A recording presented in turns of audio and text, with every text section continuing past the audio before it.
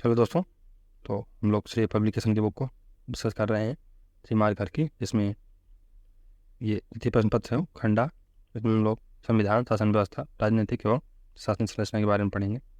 तो आगे बढ़ने से पहले बता दें दोस्तों, चैनल को ज़्यादा से ज़्यादा लाइक सब्सक्राइब करें, इसके माध्यम से और अच्छे अच्छे कंटेंट आपके पास आ सकें।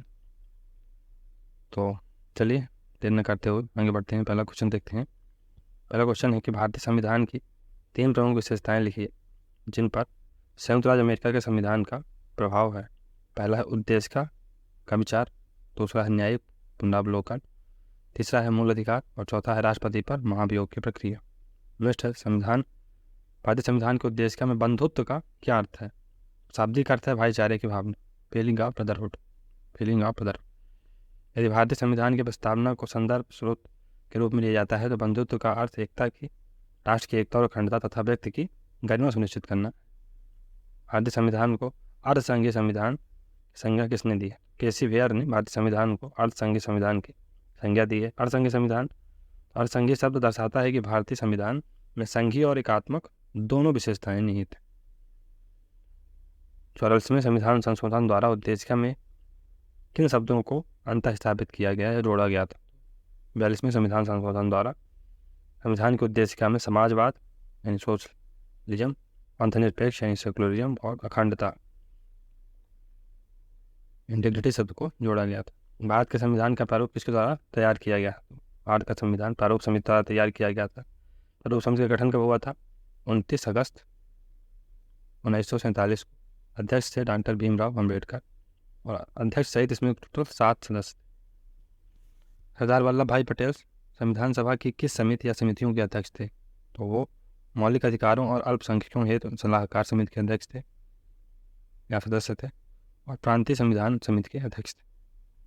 भारतीय संविधान, भारत का संविधान विश्व का बृहत्तम संवैधानिक दस्तावेज है, स्पष्ट कीजिए। तो भारतीय संविधान एक विशेष संविधान सभा द्वारा निर्मित व लिखित संविधान है। वर्तमान में इसमें एक प्रस्तावना 465 अनुच्छेद, शुरू में 395 थे, 25 भाग मान रूप से 24 ही हैं और 12 अनुसूचियाँ हैं, जो इसे संविधान का बृहत्तम संवैधानिक दस्तावेज सिद्ध करता है। भारत के संविधान पर कनाडा एवं आयरलैंड के संविधानों का क्या प्रभाव पड़ा? कनाडा एवं आयरलैंड के संविधान से लिए क्या प्रावधान? तो कनाडा से सशक्त केंद्र के साथ संघीय व्यवस्था, शक्तियों का वितरण, अवशिष्ट शक्तियों का केंद्र में निहित होना और उच्चतम न्यायालय का परामर्शी न्याय निर्णय। आयरलैंड के संविधान से DPSP लिए गए हैं, नीति निर्देशक तत्व लिए गए हैं, राष्ट्रपति के निर्वाचन की प्रक्रिया ली गई है और राज्यसभा में कुछ सदस्यों का नामांकन कैसे किया जाए, ये भी आयरलैंड के संविधान से ही लिया गया है। नेक्स्ट क्वेश्चन है भारतीय संविधान के अनुच्छेद 14 के प्रावधानों को स्पष्ट कीजिए। तो अनुच्छेद 14 में क्या क्या प्रावधान है? विधि के समक्ष समता, इक्वलिटी बिफोर लॉ, नकारात्मक अभिव्यक्ति है, ब्रिटेन के समान विधि से ग्रहण किया गया है इसको, और विधियों का समान संरक्षण, इक्वल प्रोटेक्शन ऑफ लॉ, जो सकारात्मक अभिव्यक्ति है अमेरिका के संविधान से लिया गया। संवैधानिक प्रावधान के तहत भारतीय संसद के गठन को लिखिए। संसद गठन अनुच्छेद 79 के तहत होता है और अंग इसके राष्ट्रपति हैं, राज्यसभा है उच्च सदन और लोकसभा निम्न सदन। कार्य तो केंद्रीय स्तर पर विधि का निर्माण करना। नेक्स्ट क्वेश्चन है भारतीय संविधान में मूल अधिकारों और राज्य की नीति निर्देशक तत्व एक दूसरे के पूरक हैं, समझाइए। तो मूल अधिकार और राज्य की नीति निर्देशक तत्व यानी DPSP दोनों का लक्ष्य एक ही है, व्यक्ति का विकास तथा कल्याणकारी राज्य की स्थापना करना। मूल अधिकार व्यक्ति को सबल बनाता है तो नीति निर्देशक तत्व समाज को मजबूत बनाने की प्रेरणा देता है। अतः कहा जा सकता है कि दोनों एक दूसरे के पूरक। भारत में वित्त आयोग के गठन को स्पष्ट कीजिए। तो इसका गठन अनुच्छेद 280 के तहत होता है, संसदीय अधिनियम द्वारा, राष्ट्रपति के द्वारा। वित्त आयोग संवैधानिक निकाय है यानी कॉन्स्टिट्यूशनल बॉडी है। कार्यकाल 5 वर्ष का होता है। उसकी संरचना, तो इसमें 1 अध्यक्ष होंगे और 4 सदस्य होते हैं। भारत में संपत्ति के अधिकार को मूल अधिकारों में से हटाने का प्रमुख कारण क्या था? संपत्ति का अधिकार पूर्व में मूल अधिकार अनुच्छेद 39, 1, 4 और 31 के अंतर्गत इसको मूल अधिकार का दर्जा प्राप्त था। वर्तमान में इसकी विधिक अधिकार की मान्यता है यानी लीगल राइट है ये, और अनुच्छेद 300A में इसका वर्णन मिलता है। संवैधानिक संशोधन 44वां संविधान संशोधन हुआ था 1978 में और हटाने का प्रमुख कारण भूमि अधिग्रहण अधिनियमों के अर्थों और उनके उद्देश्यों को प्राप्त करना। भारतीय संविधान की 11वीं अनुसूची किस बारे में है? इसमें सम्मिलित इन्हीं 4 विषयों को लिखिए। 11वीं अनुसूची 73वें संविधान संशोधन 1952 द्वारा जोड़ा गया। पंचायतों के अधिकार, प्राधिकार तथा दायित्व आदि के बारे में उपबंध है। इसमें विषय कितने हैं? 29। भारतीय संविधान की प्रस्तावना में निहित किन्हीं 3 मूल मान्यताओं को लिखिए। पहला है भारत एक संप्रभु, भारत एक संपूर्ण संप्रभु संपन्न गणराज्य है। सामाजिक, आर्थिक और राजनीतिक न्याय, विचार, अभिव्यक्ति स्वतंत्रता, विश्वास, धर्म और उपासना की स्वतंत्रता। भारतीय संविधान के संवैधानिक सलाहकार कौन थे? तो 11 दिसंबर 1946 को BN राव को संविधान सभा का संवैधानिक सलाहकार नियुक्त किया गया था। वर्तमान में भारतीय संविधान के तहत भारतीय नागरिकों को प्रदत्त मौलिक अधिकारों का वर्णन करें। तो समानता का अधिकार है, स्वतंत्रता का अधिकार है, स्वतंत्र की विरुद्ध अधिकार है, धर्म की स्वतंत्रता का अधिकार है, संस्कृति और शिक्षा का संबंधी अधिकार है, संवैधानिक उपचारों का अधिकार है। तंत्र भारत में भारतीय संसद के अनुमान समिति की स्थापना किस वर्ष एवं किस उद्देश्य से हुई थी? उसका गठन 1950 में हुआ था एस्टीमेट कमेटी का। और तत्कालीन वित्त मंत्री जॉन मथाई की सिफारिश से इसके सदस्य 30 सदस्य होते हैं, केवल लोकसभा से लिए जाते हैं। उद्देश्य क्या है? सरकार द्वारा प्रस्तावित व्यय पर समीक्षा करना। अन्य नाम क्या है? प्राक्कलन समिति, स्थायी समिति, स्थायी मितव्ययिता समिति। संसद की स्थायी समितियों में से सबसे बड़ी है। फिर संविधान सभा में महिला सदस्यों की संख्या कितनी थी? 15 महिला सदस्य थी। भारतीय संविधान सभा के लिए निर्वाचित कब हुए? उनकी प्रथम बैठक किस तिथि को हुई? भारतीय संविधान सभा के अध्यक्ष, स्थायी अध्यक्ष कौन थे? तो निर्वाचन जुलाई से अगस्त 1946 के बीच में हुआ। प्रथम बैठक 9 सितंबर 9 दिसंबर 1946 को थी। और स्थायी अध्यक्ष 11 दिसंबर 1946 को डॉक्टर राजेंद्र प्रसाद को चुना गया। बंदी प्रत्यक्षीकरण या हैबियस कॉर्पस क्या है? का शाब्दिक अर्थ होता है शरीर प्राप्त करना, टू प्रोड्यूस या टू हैव बॉडी। यह एडिट ऐसे व्यक्ति या प्राधिकार के विरुद्ध जारी की जाती है जो किसी व्यक्ति को अवैध रूप से बंदी बनाए रखता है। वयस्क मताधिकार से आप क्या समझते हैं? 18 वर्ष या उससे अधिक वर्ग के उम्र के प्रत्येक भारतीय को नस्ल, जाति, वर्ग, रंग, धर्म, स्थान, लिंग के भेदभाव के बिना मत देने का अधिकार, इसे ही वयस्क मताधिकार कहते हैं। संविधान में सामाजिक न्याय से संबंधित किन्हीं 3 प्रावधानों को अनुच्छेद भागों के साथ लिखिए। तो अनुच्छेद 15 ये धर्म, मूल, वंश, जाति, लिंग तथा जन्म स्थान के आधार पर विभेद का प्रतिषेध करता है। अनुच्छेद 16 राज्य के अधीन लोक नियोजनों में अवसर की समानता। और अनुच्छेद 17 अस्पष्टता के अंत का बात करता है। मौलिक अधिकारों और राज्य के नीति निर्देशक तत्वों में 2 बुनियादी अंतर बताइए। मूल अधिकार न्यायालय में परिवर्तनीय है, जस्टिसेबल है, और नीति निर्देशक तत्व जस्टिसेबल नहीं। मुख्य उद्देश्य राजनीतिक लोकतंत्र की स्थापना करने यानी पॉलिटिकल डेमोक्रेसी को एस्टैब्लिश करने का उद्देश्य होता है। इनका उद्देश्य सामाजिक और आर्थिक यानी सोशल और इकोनॉमिक डेमोक्रेसी को एस्टैब्लिश करने इनका उद्देश्य होता है। मूल अधिकार असीमित नहीं है, नीति निर्देशक तत्व असीमित है। उद्देश्य प्रस्ताव प्रस्तुत कब हुआ था? 13 दिसंबर 1946 को। प्रस्तुतकर्ता कौन थे? जवाहरलाल नेहरू। अंगीकार कब हुआ? 22 जनवरी 1947 को। इसमें लोकतंत्र, गणराज्य, समानता, स्वतंत्रता जैसे तत्वों को शामिल किया गया है। नीति निर्देशक तत्वों का महत्व, तो यह लोक कल्याणकारी राज्य की स्थापना करना इनका उद्देश्य है। आर्थिक और सामाजिक लोकतंत्र की स्थापना करना, सरकार के कर्तव्यों को बताते हैं तथा पथ प्रदर्शक के रूप में भूमिका प्रदान करते हैं। 10वीं अनुसूची दल बदल के आधार पर सदस्यों की निहरता का उपबंध। इसमें 92 संविधान संशोधन 1985 द्वारा इसको जोड़ा गया था और इसका अंतिम निर्णय सदन का अध्यक्ष करता है। इसी तरह दल विरोधी कानून भी कहा जाता है। यूसीसी महत्वपूर्ण है, इस बार आने की संभावना है। नीति निर्देशक तत्वों के अनुच्छेद 44 में वर्णित है। प्रावधान क्या है कि राज्य में एक समान सिविल संहिता लागू कराना, इसका उद्देश्य। उदाहरण गोवा में पहले से लागू। स्वच्छ पर्यावरण का अधिकार, तो अनुच्छेद 21 के अंतर्गत प्राण व दैहिक स्वतंत्रता हेतु स्वच्छ पर्यावरण में रहने का अधिकार प्राप्त है। इसके अंतर्गत स्वच्छ जल, स्वच्छ वायु, वनस्पति आदि पाने का अधिकार शामिल है। इस अधिकार की रक्षा हेतु पर्यावरण संरक्षण अधिनियम 1986 लाया गया था। अमृतसर सरदार स्वर्ण सिंह समिति सन 1976 में नैतिक कर्तव्यों की सिफारिश हेतु गठित और 42वां संविधान संशोधन के द्वारा इसको जोड़ा गया था। फिर उद्देश्य क्या था? आपातकाल के दौरान मौलिक कर्तव्यों की आवश्यकता पर सिफारिश करना। इस समिति द्वारा 8 मौलिक कर्तव्य सुझाए गए। वर्तमान में 11 मौलिक कर्तव्य। निवारक निषोध। संविधान में वर्णन अनुच्छेद 22 के खंड 4, 5 और 6 में। इसके तहत व्यक्ति को अपराध करने के पूर्व गिरफ्तार। फिर उद्देश्य क्या है? व्यक्ति को अपराध करने से रोकना। तो इसमें अपराध करने से पहले व्यक्ति को गिरफ्तार किया जा सकता है। भारतीय संविधान का आंतरिक भाग नहीं। देखिए फिर से अनुच्छेद 44 आ गया। समान नागरिक संहिता यानी यूसीसी, यूनिवर्सल कॉमन यूनिफॉर्म का सिविल कोड। शादी, तलाक और उत्तराधिकार के विषय में सभी धर्मों के लिए समान कानून। शाहबानो केस 1985 में इसके पक्ष में आया था। गोवा प्रथम राज्य जिसने समान नागरिक संहिता का निर्माण किया।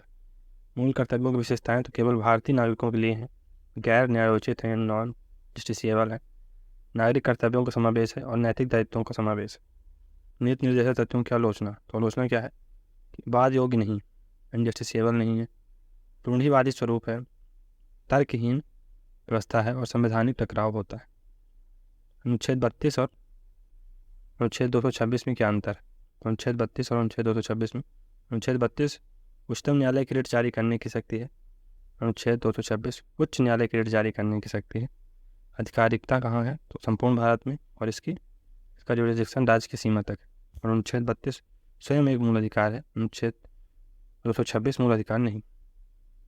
रिश्ता का अधिकार तो संविधान में इसका वर्णन अनुच्छेद 31 में, अनुच्छेद 21 के तहत इसे मूल अधिकार माना गया है। आधार कार्ड को अनिवार्य करने की चुनौती वाली याचिका से संबंधित।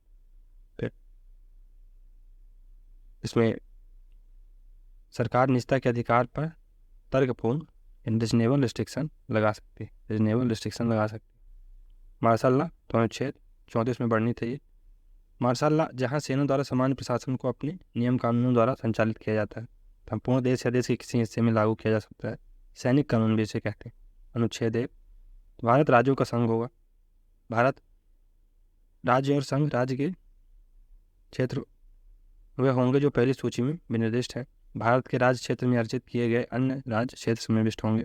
5वीं अनुसूची भाग 10 अनुच्छेद 244 में वर्णित अनुसूचित जाति और जनजाति के प्रशासन के बारे में वर्णन। विशेषताएं क्या हैं? तो भारत संघ एक सर्वोच्च संस्था है। आंतरिक व बाह्य मामले में पूर्ण स्वतंत्र। भारत किसी के अधीन नहीं है। स्वतंत्र राज्य की अवधारणा का घटक। कैबिनेट मिशन तो मार्च 1946 में इसका भारत में आगमन होता है। 3 सदस्य थे इसमें, Patrick Lawrence, Stafford Cripps, MB Alexander. इसकी संस्तुति के आधार पर संविधान सभा का गठन किया गया। इसके आधार पर संविधान का निर्माण हुआ। संविधान का निर्माण हुआ। केशवानंद भारती केस तो 1973 में आता है। इस बाद में प्रस्तावना को संविधान का मूल ढांचा माना गया।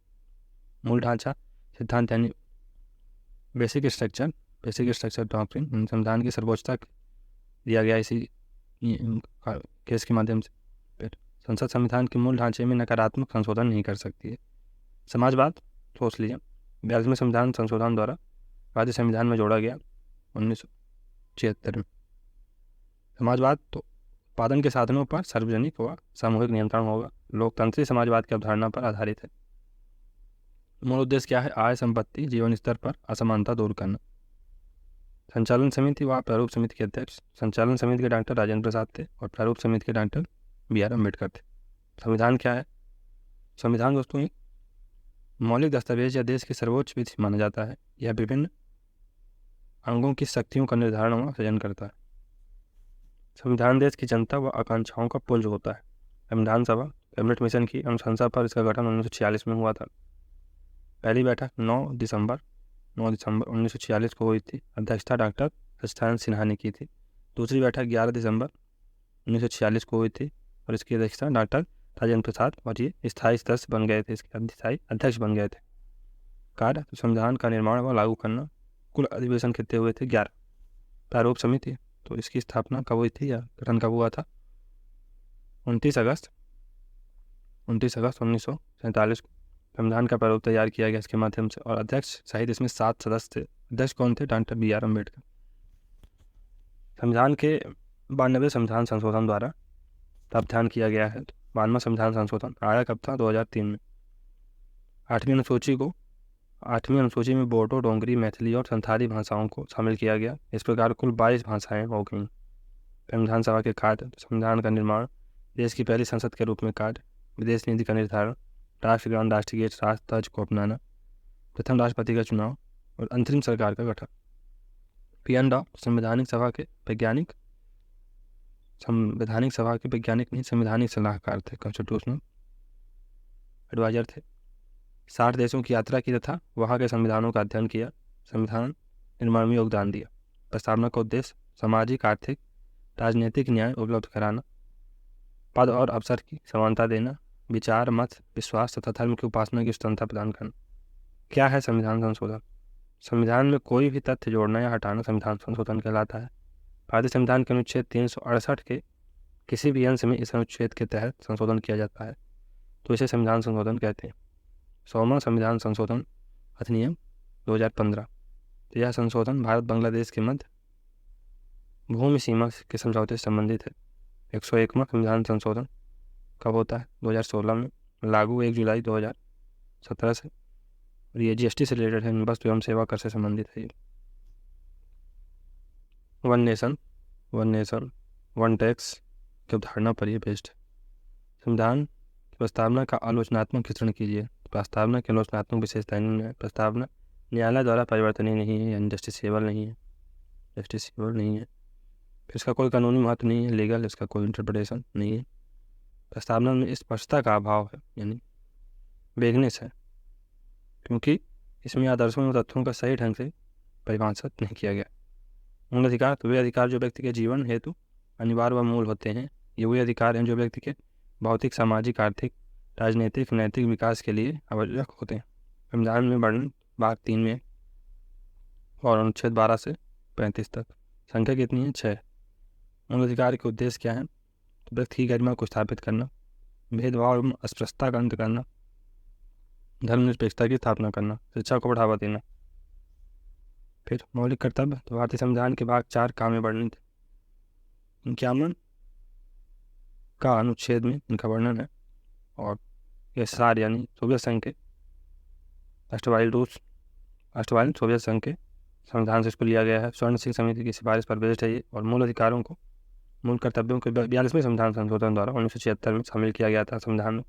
यह केवल भारत के नागरिकों के लिए इनकी संख्या वर्तमान में 11, शुरू में 10 थी। गणराज्य, रिपब्लिक क्या होता है? अर्थ ऐसी व्यवस्था से है जहाँ सभी सार्वजनिक पद जनता द्वारा निर्वाचित होते हैं। इसमें राज्य के प्रधान राष्ट्रपति भी शामिल है।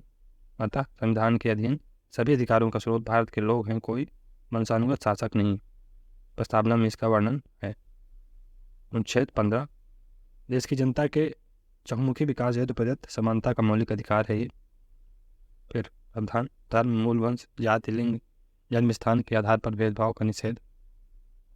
महत्व क्या है? पिछड़े व शोषित वर्ग के उत्थान, तो इसका महत्व। परमादेश, तो अनुच्छेद 32 के तहत प्रदत्त मौलिक अधिकार है परमादेश, मैंडमस। उद्देश्य क्या है? नौकरशाही की निरंकुशता पर नियंत्रण लगाना। प्रावधान क्या है कि न्यायालय द्वारा लोक अधिकारी को आदेश दिया जा सकता है कि वह उस कार्य को करे जिस कार्य हेतु बाध्य है। नीति निर्देशक तत्वों की गांधीवादी तत्व। पहला अनुच्छेद 40 ग्राम पंचायतों का संगठन। अनुच्छेद 40 में, अनुच्छेद 43 में व्यक्तिगत एवं सहकारी स्तर पर कुटीर उद्योगों को प्रोत्साहन। अनुच्छेद 46 कमजोर वर्गों में शैक्षणिक व आर्थिक हितों को बढ़ाना। अनुच्छेद 47 मदिरा, नशीली दवाओं पर प्रतिबंध। अनुच्छेद 48 पशुवध पर रोक व नस्ल सुधार। संविधान संशोधन की प्रक्रिया, अनौपचारिक प्रक्रिया क्या है? अभी समय अर्थात संवैधानिक परंपराओं के पालन के द्वारा, फिर विधेयन द्वारा आपूर्ति करके, औपचारिक यानी फॉर्मल, साधारण बहुमत द्वारा संशोधन, विशेष बहुमत द्वारा संशोधन और विशेष बहुमत के साथ आधे राज्यों के द्वारा संशोधन। नेक्स्ट है उच्चतम न्यायालय की स्वतंत्रता। तो नियुक्ति का तरीका, कार्यालय की सुरक्षा, निश्चित सेवा शर्तें, कार्यपालिका से पृथककरण अनुच्छेद 50 और संचित निश्चय व्यय। हालांकि इनकी जो सैलरी होती है ये स्टेट के कंसोलिडेटेड फंड से निकाली जाती है, जबकि इनका जो पेंशन होता है, पेंशन वगैरह, ये भारत के कंसोलिडेटेड फंड पर पारित होते हैं। लोक अदालत पंच परमेश्वर सिद्धांत पर आधारित है। ये प्रारंभ 14 मार्च 1982 को जूनागढ़ गुजरात से कानूनी विवादों के मैत्रीपूर्ण समझौते के लिए वैधानिक। इस अदालत द्वारा दिए गए निर्णय के विरुद्ध अपील नहीं की जाती। 5 लाख तक के मामले पर विचार कर सकते। संविधान एक मौलिक दस्तावेज या देश की सर्वोच्च विधि माना जाता है। ये तो फिर से रिपीट होगी। चलिए कहाँ तक पढ़ लिया था? 64 तक। चलिए 65 जनहित याचिका यानी public interest litigation PIL। SP Gupta versus Bharat के संघवाद में इसको अनुमति मिली। तात्पर्य क्या है? ऐसा न्यायिक उपकरण जिसका उद्देश्य सभी वर्गों को न्याय की पहुंच निश्चित करना है। भारत में PIL के जनक PN भगवती माने जाते हैं। PN भगवती महत्व क्या है? कानून के शासन की रक्षा, मौलिक अधिकारों को सार्थक रूप में प्राप्त करना और कमजोर वर्गों तक न्याय की पहुंच। न्यायिक व्यवस्था का संरचनात्मक ढांचा। सर्वोच्च न्यायालय अनुच्छेद 144 से 147, उच्च न्यायालय अनुच्छेद 214 से 231, अधीनस्थ न्यायालय अनुच्छेद 233 से 237 और अन्य न्यायालय। मोबाइल अदालत, मोबाइल कोर्ट्स तो रीचिंग द अनरीच्ड की अवधारणा पर आधारित है। उन लोगों तक पहुंच जो कहीं नहीं पहुंच सकते हैं। रीचिंग द अनरीच्ड, जहाँ पहुंचना असंभव से असंभव नहीं। भारत में सन 2007 में हरियाणा में प्रारंभ। और उद्देश्य क्या है? अदालत स्वयं जनता के पास पहुंचे, न्याय आपके द्वार, justice to your doorstep. अतिरिक्त सिविल न्यायाधीश तथा सह अनुमंडल दंडाधिकारी के स्तर के न्यायाधीश अध्यक्ष के रूप में कार्य करते हैं। जनक APJ अब्दुल कलाम। त्वरित न्यायालय फास्ट ट्रैक कोर्ट तो 11वें वित्त आयोग की सिफारिश पर इनका गठन हुआ। अधीनस्थ न्यायालय में लंबित पुराने मामलों को एक निर्धारित समय सीमा के भीतर निपटाना। पहली बार इसकी स्थापना सन 2000 में हुई थी।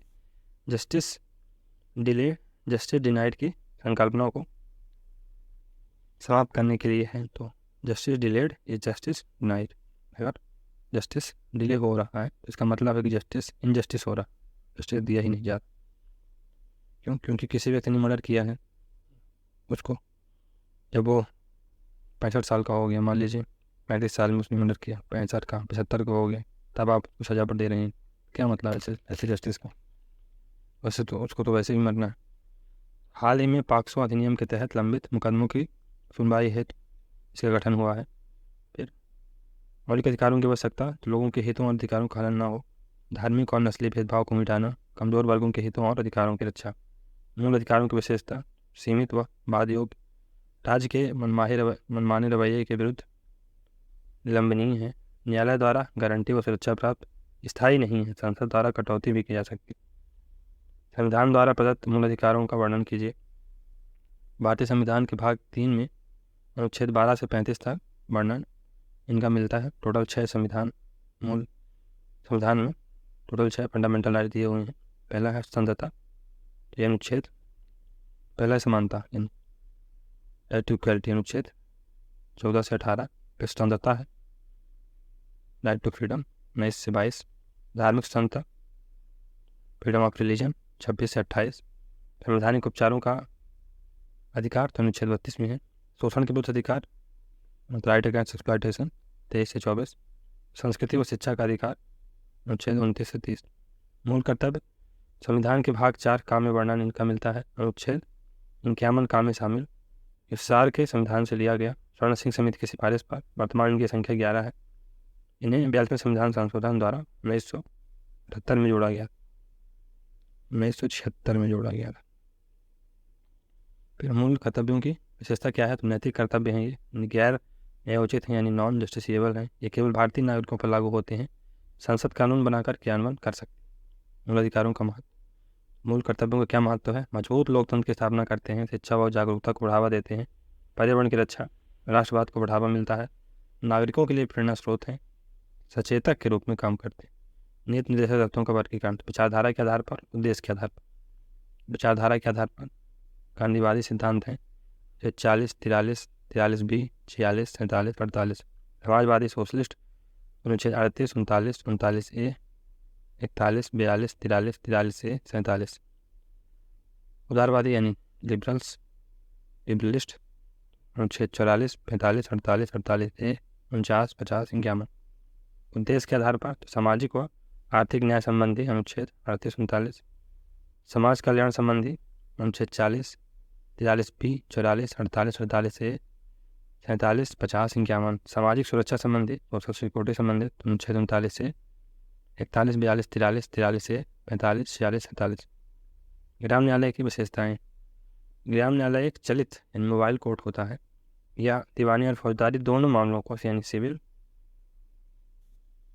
एंड क्रिमिनल दोनों कोर्ट की पावर होती है इनके पास। ग्राम न्यायालय प्रथम श्रेणी के दंडाधिकारी का अदालत होगा।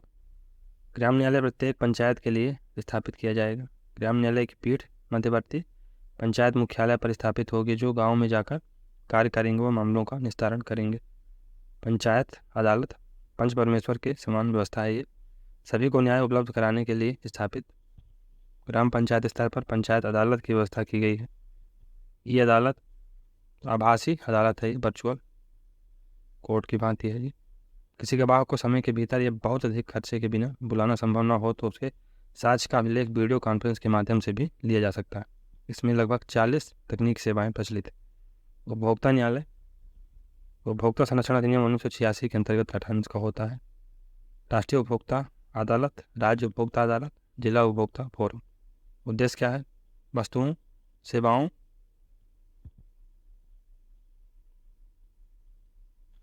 द्वारा उपभोक्ताओं का शोषण रोकना। फिर न्यायपालिका की अवमानना तत्पर क्या है? तो न्यायिक अवमानना कंटेम्प्ट ऑफ कोर्ट एक्ट 1971 के अनुसार न्यायालय की अवमानना का अर्थ किसी न्यायालय की गरिमा तथा उसके अधिकारों के प्रति अनादर प्रदर्शित करना, न्यायिक आदेशों की अवहेलना करना है, उनका पालन सुनिश्चित नहीं करना। न्यायपालिका की अवमानना के प्रकार तो सिविल कंटेम्प्ट और दूसरा है क्रिमिनल कंटेम्प्ट। न्यायालय के किसी निर्णय, बिक्री आदेश, रिट अथवा अन्य किसी प्रकार की जानबूझकर की गई अवज्ञा या उल्लंघन न्यायालय से जुड़ी किसी ऐसी बात के प्रकाशन से है जो लिखित, मौखिक, चिन्हित किसी अन्य तरीके से न्यायालय की अवमानना करती है। न्यायिक सक्रियता इन जुडिशियल एक्टिविज्म न्यायपालिका का संवैधानिक नियमों द्वारा अपने दायित्वों के प्रसंग में सिर्फ संविधान की व्याख्या तक सीमित होना और निष्पक्षता को कायम रखना। उदाहरण न्यायिक निष्क्रियता है यानी जुडिशियल नॉन एक्टिविज्म। तो न्यायपालिका का संवैधानिक नियमों व अपने दायित्वों के प्रसंग में सिर्फ संविधान की व्याख्या तक सीमित होना और निष्पक्षता को कायम रखना। उदाहरण निर्भया हत्याकांड, कानूनी नियम बंधन 7 साल तक दंड देने में असमर्थता। फिर प्रभाव क्या है? इससे सामाजिक आर्थिक न्याय में बाधा उत्पन्न होती है। न्यायिक पुनरावलोकन जुडिशियल रिव्यू। तो भारत में यह अवधारणा अमेरिका से ली गई है। न्यायपालिका की वह शक्ति जिसके तहत कार्यपालिकाओं के आदेशों और व्यवस्थापिका के कानूनों की संवैधानिकता की जांच की जा सकती है और असंवैधानिक पाए जाने पर उन्हें अवैध घोषित किया जा सकता है। इसे न्यायिक समीक्षा यानी जुडिशियल रिव्यू भी कहते हैं। और इसका कानूनी प्रावधान अनुच्छेद 13, 32, 246, 254, 368 और 141 में मिलता है। समवर्ती सूची 7वीं सूची में उल्लेखित है। विषय वामन है। इसके अंतर्गत दिए गए विषय पर केंद्र व राज्य दोनों सरकारें कानून बना सकती हैं। अन्य नाम 3री अनुसूची। उदाहरण पुलिस, लोक व्यवस्था, स्वच्छता, पंचायती राज। फिर पारिवारिक अदालत यानी फैमिली कोर्ट। इसका गठन पारिवारिक न्याय अधिकरण 1984 के तहत होता है। उद्देश्य क्या है? पारिवारिक विवादों में मैत्रीपूर्ण समझौते को बढ़ावा देना। आबादी अधिनियम के अनुसार 10 लाख से अधिक। राज्यों में राज्य सरकार द्वारा उच्च न्यायालय की सलाह से गठित। प्रकृति जिला अदालतों के समान होती हैं। न्यायिक सक्रियता जुडिशियल एक्टिविज्म नागरिकों के अधिकारों के संरक्षण और समाज में न्याय को बढ़ावा देने हेतु न्यायपालिका द्वारा सक्रिय भूमिका निभाने से है। न्यायिक सक्रियता सरकार के अन्य 2 अंगों विधायिका और कार्यपालिका को उनके संवैधानिक दायित्वों का निर्वहन कराने के लिए न्यायपालिका की भूमिका पर बल देता है। अनुच्छेद 111 इस अनुच्छेद के अंतर्गत प्रावधान है कि राष्ट्रपति संसद के दोनों सदनों द्वारा पारित विधेयक पर स्वीकृति प्रदान करेगा या अपनी स्वीकृति रोक लेगा अथवा विधेयक धन विधेयक के अलावा को पुनर्विचार हेतु सदन को वापस लौटा देगा। अनुच्छेद 249 तो इस अनुच्छेद के अनुसार यदि राज्यसभा अपने उपस्थित और मत देने वाले सदस्यों के 2/3 बहुमत से प्रस्ताव पारित करे कि राष्ट्र हित में यह आवश्यक है तो संसद राज्य सूची में दिए गए किसी विषय पर कानून बना सकती है। तो नेक्स्ट है उपचारात्मक याचिका यानी रेमेडियल पिटीशन। तो यह न्यायालय द्वारा की गई न्यायिक गलतियों को ठीक करने का दृष्टिकोण होता है। जब किसी भी न्यायालय द्वारा किसी निर्णय में नैसर्गिक सिद्धांत का हनन हुआ हो तो ऐसी परिस्थिति में न्याय द्वारा अपने निर्णय पर पुनर्विचार किया जा सकता है। तो न्यायपालिका द्वारा अपने निर्णय पर पुनर्विचार किया जा सकता है। नव निरंकुशता, तो लॉर्ड हिबर्ट ने व्यवस्था व नौकरशाही के बढ़ते प्रभाव के कारण कहा है कि संसदीय शासन प्रणाली में नव निरंकुशता पनप रही। 84वां संविधान संशोधन, 2001 में हुए इस संविधान संशोधन के द्वारा लोकसभा और विधानसभा की सीटों की संख्या 2026 तक यथावत रखने की प्रावधान किया गया। अनुच्छेद 75(3), लोकसभा का अधिकतम कार्यकाल सामान्यतः 5 वर्ष का होता है। मंत्रिपरिषद लोकसभा के प्रति सामूहिक रूप से उत्तरदायी होती है। तदर्थ न्यायाधीश एडहॉक जजेस, तो अनुच्छेद 127 के अंतर्गत जब किसी कोरम पूरा करने स्थायी न्यायाधीश की संख्या कम हो रही हो तो भारत का मुख्य न्यायाधीश किसी उच्च न्यायालय के किसी न्यायाधीश को अस्थायी काल के लिए सुप्रीम कोर्ट में तदर्थ एडहॉक जज के रूप में नियुक्त कर सकता है। संबंधित हाई कोर्ट के मुख्य न्यायाधीश परामर्श व राष्ट्रपति की पूर्व मंजूरी के आधार पर इसकी नियुक्ति होती है। कॉलेजियम व्यवस्था, कॉलेजियम प्रणाली क्या है? तो उच्चतम और उच्च न्यायालयों के न्यायाधीशों की नियुक्ति तथा स्थानांतरण संबंधी प्रणाली है। इस प्रणाली में सदस्यों की संख्या 5 होती है। 1993 में सर्वोच्च न्यायालय के एक निर्णय से विकसित अवधारणा, कौन सा केस? 3 जजेस केस। इसके विकल्प के रूप में राष्ट्रीय न्यायिक नियुक्ति आयोग का प्रावधान किया गया था, नेशनल जुडिशियल अपॉइंटमेंट कमीशन, लेकिन न्यायालय ने इसे असंवैधानिक करार दे दिया है। अभिलेख न्यायालय, कोर्ट ऑफ रिकॉर्ड, इसका उल्लेख अनुच्छेद 129 में सुप्रीम कोर्ट के लिए है और 215 में हाई कोर्ट के लिए। निर्णय आधिकारिक रूप में प्रकाशित किए जाते हैं व इनके आधार पर निर्णय लिया जाता है। अवमानना पर दंडित करने का अधिकार भी है। कंटेम्प्ट का भी राइट मिलता है इसी आर्टिकल के तहत। प्रारंभिक क्षेत्राधिकार, उच्चतम न्यायालय, तो ओरिजिनल जुरिस्डिक्शन क्या है? तो इसके साथ पर केवल सुप्रीम कोर्ट के को कुछ ही मुकदमों की सुनवाई का अधिकार है। 131 में इसका वर्णन है। प्रमुख अधिकार क्या है? भारत सरकार या किसी राज्य या राज्य के बीच विवाद या दो या दो से अधिक राज्यों के बीच विवाद। प्रस्तावना या उद्देश्य क्या? यह संविधान का सार या भूमिका है। प्रस्तावना संविधान के निर्माताओं के विचार को जानने की कुंजी है। संविधान की प्रस्तावना का आधार पंडित जवाहरलाल नेहरू द्वारा प्रस्तुत उद्देश्य प्रस्ताव है। इस संविधान की आत्मा भी कहा गया। भारतीय संविधान की प्रमुख विशेषताएं समाजवादी है, लोकतंत्रात्मक है, लिपिबद्ध है, संघीय शासन प्रणाली है, विधि का शासन है, मौलिक कर्तव्य हैं, मौलिक अधिकार हैं, एकल नागरिकता है, लिखित व विशाल संविधान है। पंथनिरपेक्ष संविधान की प्रस्तावना में शामिल शब्द अर्थ क्या है? देश में सभी धर्म समान हैं और सभी को सरकार का समान संरक्षण प्राप्त है। इस शब्द को संविधान में 42वें संविधान संशोधन अधिनियम द्वारा 1976 में जोड़ा गया था। पंथनिरपेक्ष सेकुलरिज्म, संविधान संशोधन के लिए आवश्यक शर्तें, तो अनुच्छेद 368 में संविधान में संशोधन का संसद को अधिकार है। संशोधन के लिए राष्ट्रपति की स्वीकृति आवश्यक है। आधे राज्यों का विधानमंडलों का अनुसमर्थन भी आवश्यक।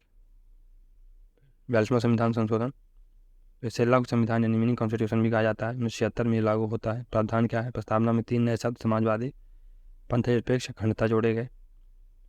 राज्य विधानसभाओं की समय अवधि 5 वर्ष से बढ़ाकर 6 वर्ष कर दी गई। 84वां संविधान संशोधन 1978 में आता है। प्रावधान क्या था? संविधान के अधिकार को मूल अधिकारों से हटा दिया गया।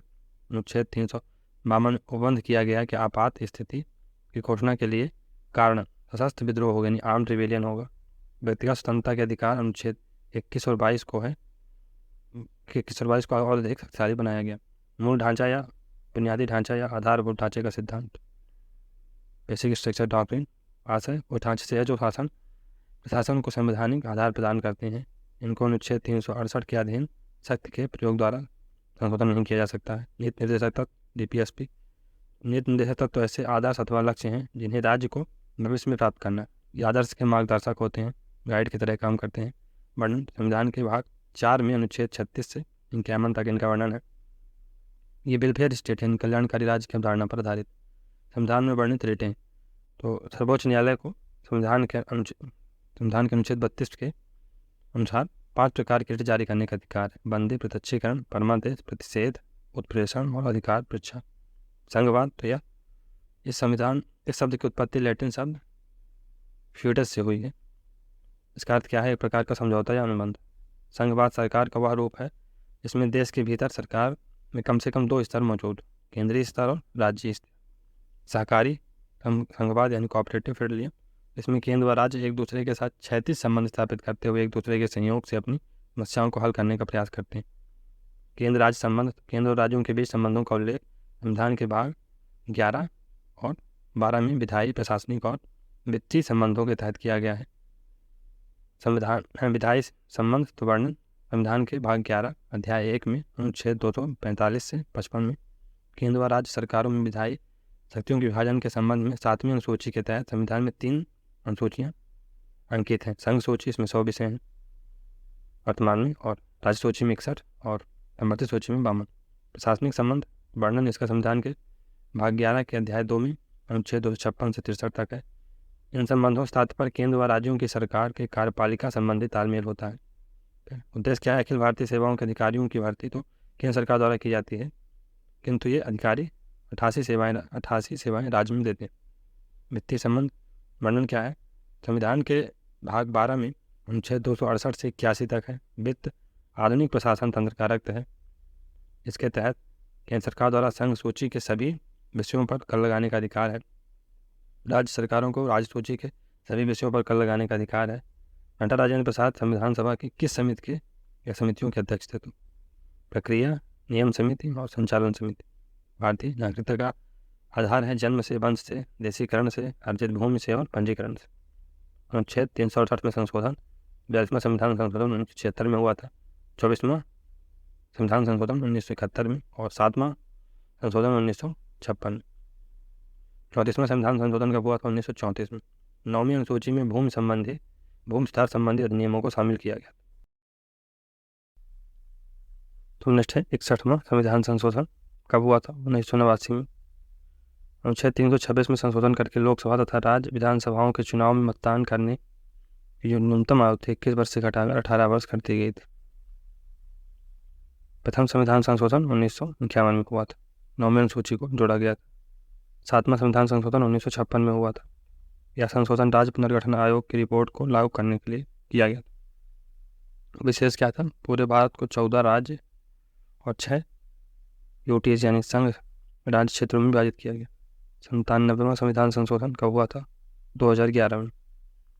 सहकारी समिति बनाने का अधिकार और अनुच्छेद 29 एक मौलिक अधिकार बना दिया गया, अनुच्छेद 19। फिर 102वां संविधान संशोधन 2018 में होता है, तो राष्ट्रपति द्वारा स्वीकृत 11 अगस्त 2018। अनुच्छेद 338 भी जोड़ा गया जो राष्ट्रीय पिछड़ा वर्ग आयोग के गठन से संबंधित है। 103वां संविधान संशोधन 2019 में होता है, स्वीकृति 12 जनवरी 2019 को मिलती है। सामान्य वर्ग के आर्थिक रूप से कमजोर वर्ग को 10% आरक्षण देने के प्रावधान है और इसमें अनुच्छेद 16 को संशोधित करके ऐसा प्रावधान किया गया। फिर 86 कॉन्स्टिट्यूशनल अमेंडमेंट एक्ट 2002 में आता है, शिक्षा को मौलिक अधिकार घोषित किया गया। अनुच्छेद 21A को जोड़ा गया। 6 से 14 वर्ष के सभी बच्चों को निःशुल्क एवं अनिवार्य शिक्षा प्रदान करने का प्रावधान। शिक्षा का अधिकार अधिनियम 2009 पारित कब हुआ? अगस्त 2009 को। उद्देश्य क्या है? निःशुल्क शिक्षा के अधिकार को क्रियान्वित करना, अनुच्छेद 21 के तहत। इसमें 7 अध्याय हैं। लागू कब हुआ? 1 अप्रैल 2010 से, जम्मू कश्मीर को छोड़कर संपूर्ण भारत में। अभी तो हर जगह लागू हो चुका है। केंद्र व राज्य का व्यय 65:35। बालकों से संबंधित मौलिक अधिकार तो अनुच्छेद 15(3), अनुच्छेद 21B, अनुच्छेद 24। सर्वोच्च न्यायालय संवैधानिक प्रावधान अनुच्छेद 124, अनुच्छेद 147। फिर अनुच्छेद 124 से अनुच्छेद 147 तक। स्थापना 26 जनवरी 1950 को। न्यायाधीशों की संख्या प्रारंभ में 8 थी, मुख्य न्यायाधीश सहित। वर्तमान में 34 हो गई, मुख्य न्यायाधीश सहित। लोक लेखा समिति, पब्लिक अकाउंट कमेटी, सदस्यों की संख्या 22 है, 15 लोकसभा से, 7 राज्यसभा से। कार्यकाल 1 वर्ष का होता है। यह समिति भारत सरकार के विनियोग लेखा और उन पर नियंत्रण तथा महालेखा परीक्षक प्रतिवेदन की जांच करती है। 42वां संविधान संशोधन 1976 के तहत शामिल नीति निर्देशक तत्व। अनुच्छेद 39 बच्चों के स्वस्थ विकास के लिए अवसरों को सुरक्षित रखना। अनुच्छेद 39 का समान न्याय और निःशुल्क विधिक सहायता। अनुच्छेद 43 का उद्योगों के प्रबंधन में कार्यकारों का भाग लेना। अनुच्छेद 48 का पर्यावरण, वन और वन्य जीवों की रक्षा। 104वां संविधान संशोधन कब हुआ? 2019 को।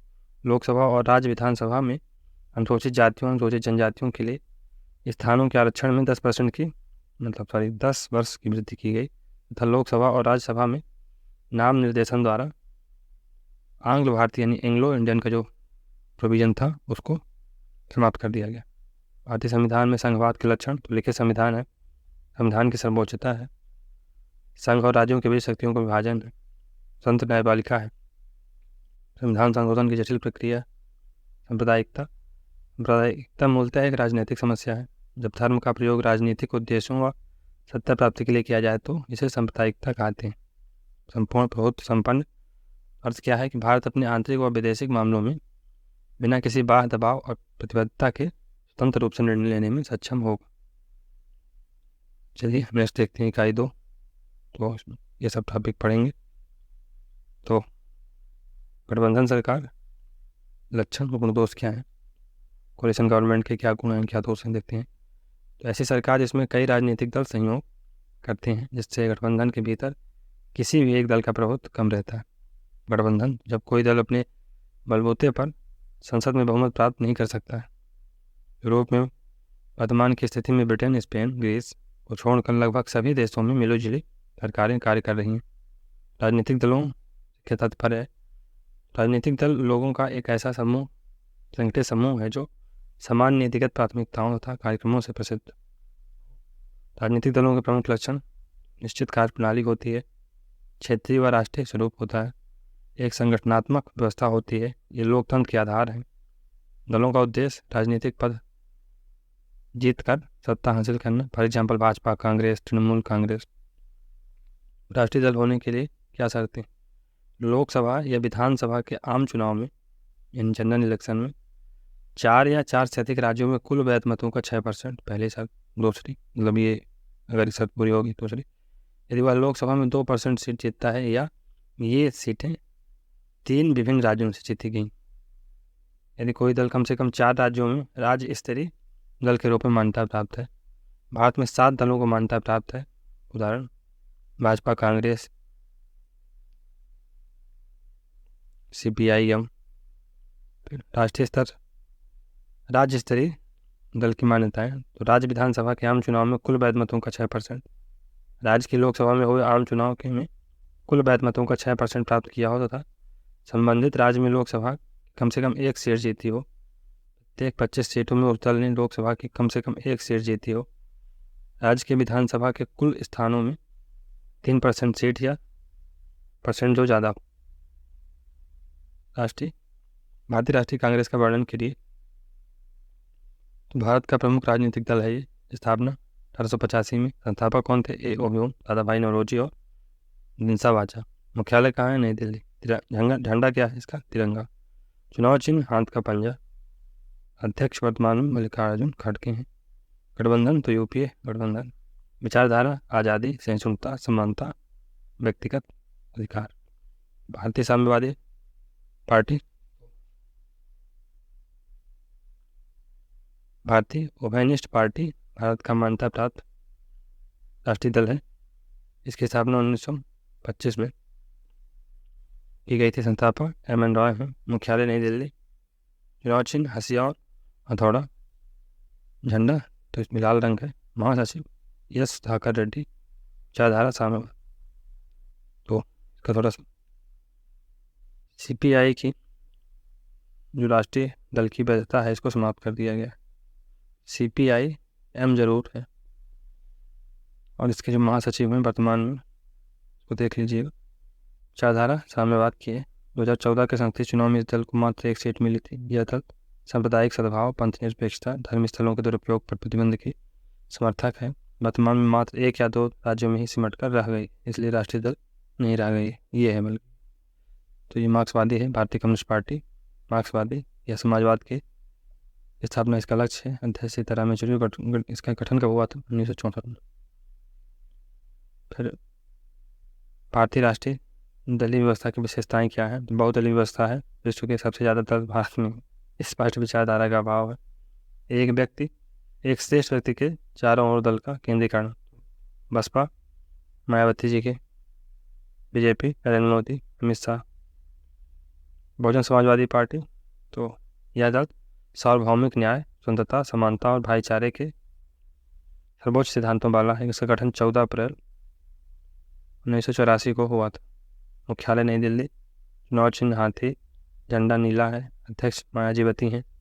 गठबंधन कोई नहीं। विचारधारा अम्बेडकर, दलित सशक्तिकरण, स्वाभिमानी बनाने पर केंद्रित इस दल का गठन बहुजन जाने माने बहुजन माने जाने वाले, जिनमें ओबीसी, एसटी, एससी और अल्पसंख्यक शामिल हैं, ऐसे समाज को प्रतिनिधित्व करने के लिए किया गया था। इस दल का दर्शन बाबा साहब अम्बेडकर के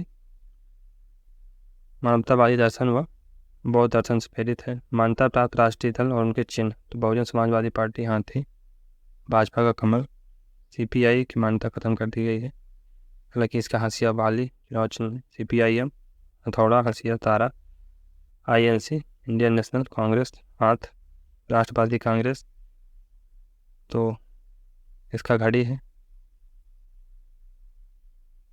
इसकी मान्यता खत्म कर दी गई है। और तृणमूल कांग्रेस इसकी मान्यता खत्म कर दी गई। वर्तमान में बीजेपी है, आईएनसी है, इंडियन नेशनल कांग्रेस, फिर आप है, नई जुड़ी है, सीपीआईएम है, बीएसपी है और एक नॉर्थ ईस्ट की पार्टी है, national people's party, NPP north east की पार्टी है। भारत में निर्वाचन तो चुनाव किसी भी लोकतांत्रिक व्यवस्था के प्राण होते हैं। भारतीय संविधान निर्माताओं ने इसे स्वतंत्र और निष्पक्ष चुनाव तंत्र की व्यवस्था की है। भाग 15 में इसका वर्णन है और अनुच्छेद 324 से 29 तक। उत्तरदायित्व तो राष्ट्रीय निर्वाचन आयोग, राज्य निर्वाचन आयोग। चुनाव के प्रकार तो आम चुनाव होते हैं, जनरल इलेक्शन होते हैं। लोकसभा, राज्यसभा के प्रतिनिधियों को पूर्णकाल अवधि 5 वर्ष के लिए चयन इसका किया जाता है। मध्यवर्ती चुनाव तो जब लोकसभा, राज्यसभा नहीं, राज्य विधानसभा होगा, अपनी अवधि पूरी करने के पहले भंग कर दिए जाते हैं, तब नए चुनाव करवाए जाते हैं। उपचुनाव बाई इलेक्शन होता है। सदन में प्रतिनिधियों की मृत्यु, त्यागपत्र, निर्हरता के कारण रिक्त गर्भपात हो जाता है तो 6 माह के भीतर चुनाव कराना आवश्यक होता है। नीति आयोग यह एक संविधान उत्तर संस्था है, यानी एक्स्ट्रा कॉन्स्टिट्यूशनल बॉडी है। इसकी स्थापना 1 जनवरी 2015 को योजना आयोग के स्थान पर की गई थी। यह सरकार के थिंक टैंक के रूप में कार्य करता है। इसके अध्यक्ष प्रधानमंत्री होते हैं, नरेंद्र मोदी जी हैं वर्तमान में। उपाध्यक्ष तो इन्हें भारत सरकार के कैबिनेट मंत्री का दर्जा प्राप्त होता है। वर्तमान में राजीव कुमार, वर्तमान में सुमन बेरी हैं। चलिए नेक्स्ट क्वेश्चन देखते हैं। भारत के विपक्ष की क्या विशेषताएं हैं? तो दुर्बल विपक्ष है, मान्यता प्राप्त विरोधी दल का अभाव है, बुनियादी सिद्धांतों का अभाव, चुनावों में पर्याप्त सीटों का अभाव, एकता का अभाव। भारतीय जनता पार्टी, इसका गठन 1980 में होता है। मुख्यालय कहाँ है? नई दिल्ली में। चुनाव चिन्ह कमल का फूल। अध्यक्ष तो जेपी नड्डा। वर्तमान में विचारधारा धर्मनिरपेक्ष, राष्ट्रवाद, आर्थिक उदारीकरण। 2019 के आम चुनावों में नरेंद्र मोदी के नेतृत्व में भाजपा को जीत मिली और सरकार बनाई गई। भारत निर्वाचन आयोग यह एक स्थायी और स्वतंत्र निकाय है। इसके स्वरूप क्या है? संवैधानिक है, यानी कॉन्स्टिट्यूशनल बॉडी है। स्थापना 25 जनवरी 1950 को होती है। गठन इसका अनुच्छेद 324 के तहत होता है। नोडल एजेंसी विधि व न्याय मंत्रालय है। संरचना तो वर्तमान में 3 सदस्य हैं, 1 मुख्य, 2 अन्य आयुक्त होते हैं। निर्वाचन आयुक्त का कार्यकाल 6 वर्ष का होता है या 65 वर्ष, whichever is earlier। नियुक्ति राष्ट्रपति द्वारा। सेवा शर्तों का निर्धारण राष्ट्रपति करते हैं। पदच्युति इनको कैसे किया जाता है? तो मुख्य निर्वाचन आयुक्त राष्ट्रपति द्वारा, अन्य निर्वाचन आयुक्त होते हैं तो मुख्य निर्वाचन आयोग की सिफारिश पर राष्ट्रपति द्वारा। वर्तमान में मुख्य चुनाव आयुक्त राजीव कुमारी। ठीक, चलिए आगे बढ़ते हैं। चुनाव आयोग द्वारा किए जाने वाले प्रमुख कार्यों का वर्णन कीजिए। तो प्रशासनिक कार्य, सलाहकारी कार्य और अर्धन्यायिक कार्य किए जाते हैं। अन्य कार्य मतदाता सूची तैयार करना, मतदाता सूची का पुनरीक्षण और नवीनीकरण करना, चुनाव के कार्यक्रमों का निर्धारण, नामांकन की व्यवस्था करना, चुनाव तिथि का निर्धारण, मतदान केंद्र व बूथ का निर्धारण, पीठासीन अधिकारियों की नियुक्ति। दलित पैंथर मूवमेंट, महाराष्ट्र में दलितों की रक्षा के लिए 70 के दशक में चलाया गया आंदोलन है ये। इसके फलस्वरूप ही 1989 में दलित संरक्षण संबंधी अधिनियम पारित हुआ था। लिंग 2 समिति छात्र संघ चुनावों के बारे में परामर्श देने के लिए गठित। इस समिति ने 60% अंक पाने वाले 75% उपस्थिति दर्ज कराने वाले तथा 25 वर्ष से कम आयु के छात्रों को चुनावी उम्मीदवार बनाने संबंधी प्रस्तुति की। प्रॉक्सी मतदान, प्रॉक्सी वोटिंग, इसमें मतदाता का अधिकार किसी दूसरे व्यक्ति को सौंप दिया जाता है, जैसे सुरक्षा बलों को यह अधिकार प्रदान किया गया। भारित मतदान, तो इसमें मतदान के मत मूल्य में भिन्नता पाई जाती है। भारत में जनसंख्या के आधार पर राष्ट्रपति के चुनाव में भारित मतदान को अपनाया गया है। राष्ट्रपति के चुनाव में प्रत्येक राज्य के विधायक का मत मूल्य भिन्न भिन्न होता है। खुला मतदान, ओपन वोटिंग, राष्ट्रपति चुनाव में अपनाई जाने वाली प्रणाली है। मतदाता के मत के बारे में जानकारी प्राप्त की जा सकती।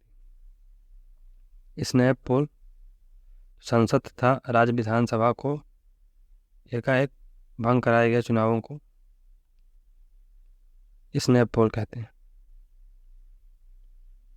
एक दलीय प्रणाली के दोष या गुण कौन से हैं? तो एक दलीय प्रणाली ऐसे दलों से है जो सरकार बनाने का विकल्प अन्य को प्रदान नहीं करते। इसमें अन्य दलों के प्रभाव को या तो बहुत कम कर दिया जाता है या गैर कानूनी घोषित कर दिया जाता है। उदाहरण के लिए चीन, क्यूबा, रूस में। गुण क्या है? इससे सरकार देने में सहायक, दीर्घकालिक योजनाओं नीतियों को बनाने और लागू कराने में प्रभावी भूमिका, देश में एकता और अनुशासन स्थापित करने में सहायक। दोष क्या है? निरंकुश सत्ता स्थापित हो जाती है, लोकतांत्रिक मूल्यों व आदर्शों का क्षरण होता है, अभिव्यक्ति की स्वतंत्रता न के बराबर होती है। द्विदलीय प्रणाली, ऐसी राजनीतिक प्रणाली जिसमें 2 प्रमुख राजनीतिक दल होते हैं, जिसमें से एक दल सरकार बनाता है और दूसरा दल विपक्ष में बैठता है। यूएसए और ब्रिटेन में ऐसा सिस्टम है। राइट टू रिकॉल, तो अर्थ क्या है? यदि कोई प्रतिनिधि अपेक्षानुसार कार्य नहीं कर पा रहा है, जनता उसे कार्यकाल के बीच में ही वापस बुला लेती है तथा फिर से निर्वाचन प्रक्रिया अपनाई जाती है। चुनावी बॉन्ड, इलेक्टोरल बॉन्ड क्या होते हैं? चुनावी चंदे में पारदर्शिता के उद्देश्य से इलेक्टोरल बॉन्ड लाया गया है। यह एक वित्तीय प्रपत्र है जो राजनीतिक दलों को चंदा देने के लिए उपयुक्त है। ये बॉन्ड असुरक्षित बॉन्ड द्वारा किए जाएंगे तथा उन्हें केवल चेक या डिजिटल माध्यमों द्वारा ही खरीदा जा सकता है। केवल पंजीकृत राजनीतिक दलों को ही ये बॉन्ड किसी व्यक्ति द्वारा चंदे के रूप में दिए जा सकेंगे। 2017-18 के बजट में पहली बार इनकी घोषणा की गई। Electronic voting machine, EVM. Electronic voting machine एक ऐसी इलेक्ट्रॉनिक युक्ति है जिसके माध्यम से मतदान प्रक्रिया को संपन्न किया जाता है। शुरुआत भारत में दिनेश गोस्वामी समिति की सिफारिश पर 1990 से स्टार्ट होता है। मतलब दिनेश गोस्वामी समिति 1990 में बनी थी।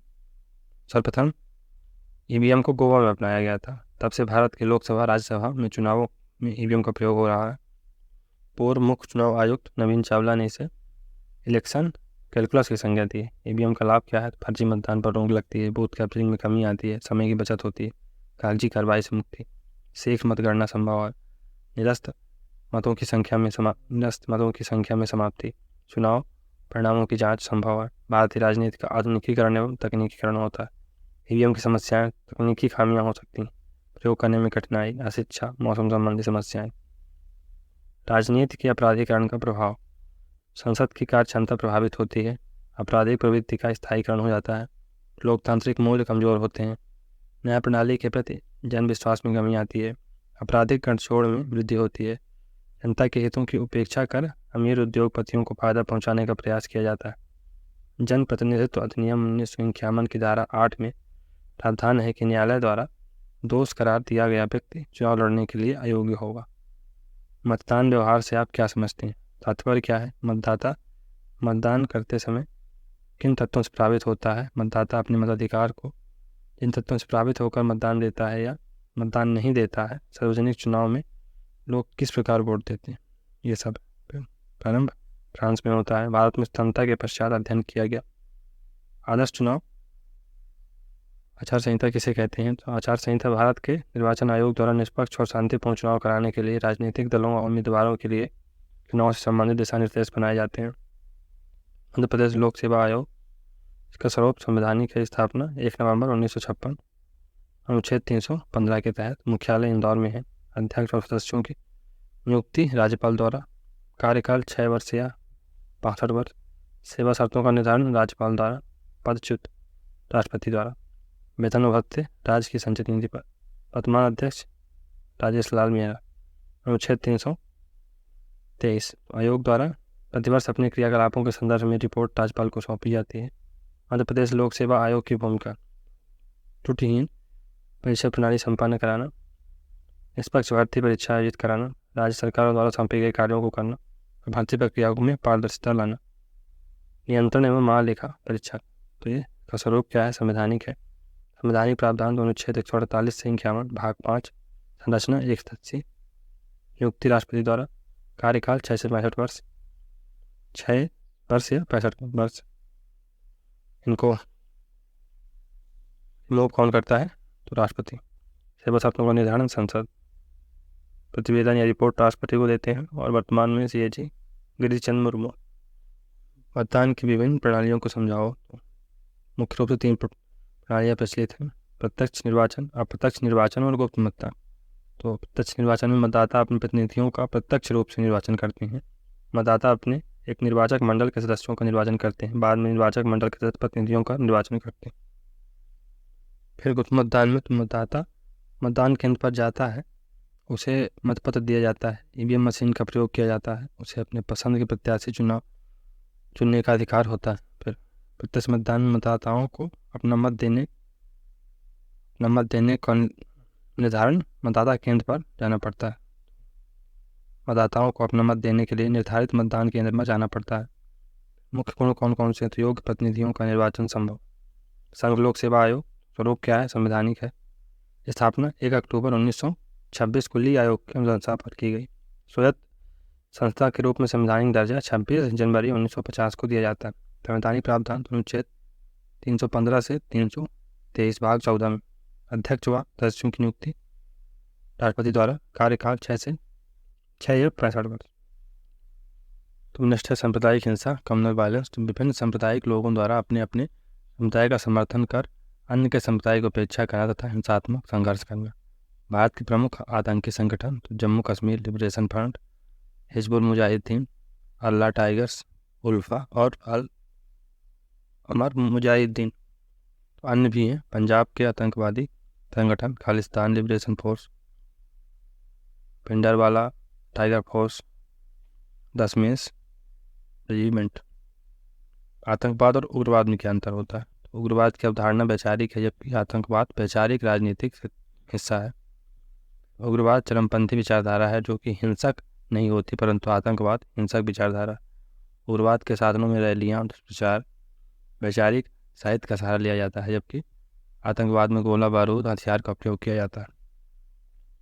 सांप्रदायिक दंगों के प्रमुख कारण बताइए। विभिन्न सांप्रदायिक लोगों द्वारा अपने अपने संप्रदाय का समर्थन कर अन्य के संप्रदाय की उपेक्षा करना व हिंसात्मक संघर्षण का सहारा लेना। उदाहरण हिंदू मुस्लिम विवाद। कारण क्या है? ऐतिहासिक कारण है बंगाल विभाजन, 1906 में मुस्लिम लीग का गठन। राजनीतिक कारण तो वोट बैंक की राजनीति। शैक्षणिक कारण होते हैं। सामाजिक आर्थिक कारण, मनोवैज्ञानिक कारण, भारत हिंदू देश है। सांस्कृतिक कारण, पर्व त्यौहार में अंतर। आतंकवाद मानव कदमों के निशान, इतिहास के गलियारे के जितने पुराने हैं, आतंकवाद का इतिहास भी उतना पुराना है। आतंकवाद मुख्यतः विकृत सामाजिक व्यवस्था का ऐसा उन्माद है जिसमें संपूर्ण विश्व की सुरक्षा को खतरे में डाल दिया जाता है। आज समस्त राष्ट्र प्रत्यक्ष या अप्रत्यक्ष रूप से आतंकवादी गतिविधियों में शामिल है। तो आतंकवाद, आतंक प्लस वाद, भय। आतंक का क्या अर्थ होता है? भय, और वाद मतलब एक विचारधारा। तो भय के माध्यम से साध पूर्ति की विचारधारा। कारण क्या है?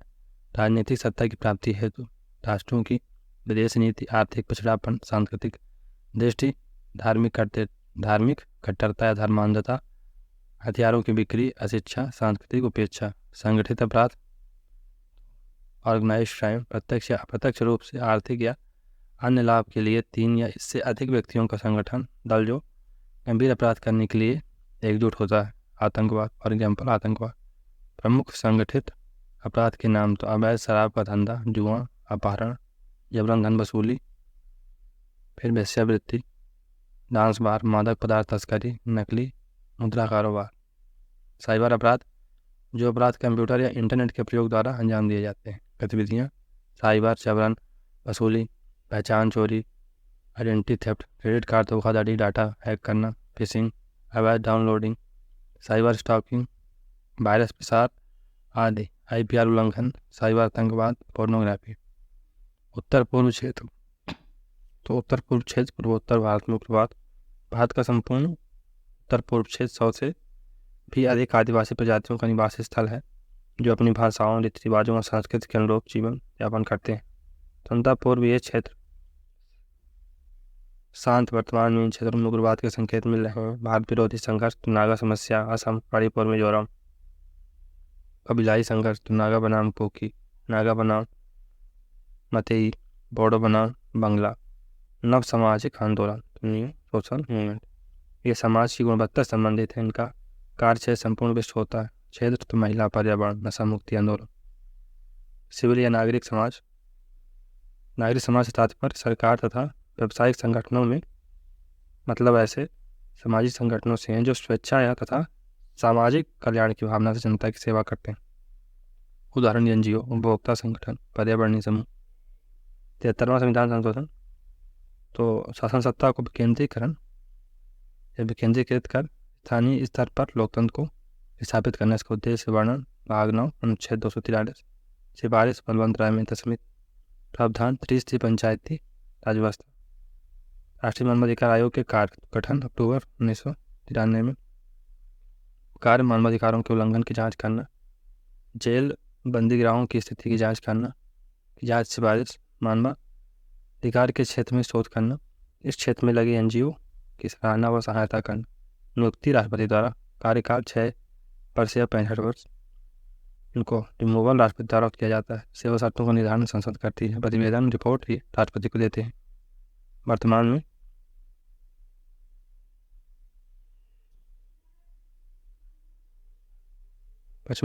में NHRC के जो अध्यक्ष हैं वो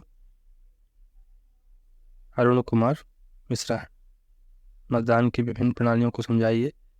मुख्य रूप से 3 प्रणालियां, प्रत्यक्ष निर्वाचन, अप्रत्यक्ष निर्वाचन और गुप्त मतदान। तो पढ़ चुका है लोगन।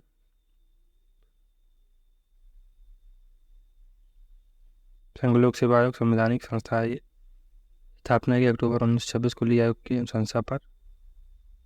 स्वायत्त संस्था के रूप में संवैधानिक दर्जा 26 जनवरी 1950 को। संवैधानिक प्रावधान अनुच्छेद 315 से 324 भाग 14 में वर्णन है। अध्यक्ष सदस्यों की नियुक्ति राष्ट्रपति द्वारा, कार्यकाल 6 वर्ष या 65 वर्ष।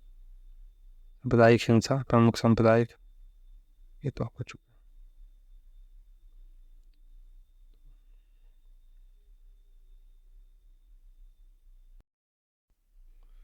तो नेक्स्ट है यूनिट 3, तो इसमें ये टॉपिक डिस्कस करेंगे। तो चलिए पहला क्वेश्चन देखते हैं। भारत में नगरीय स्वशासन निकायों के लिए संविधान में कौन सा भाग व नई समसूची जोड़ी गई है?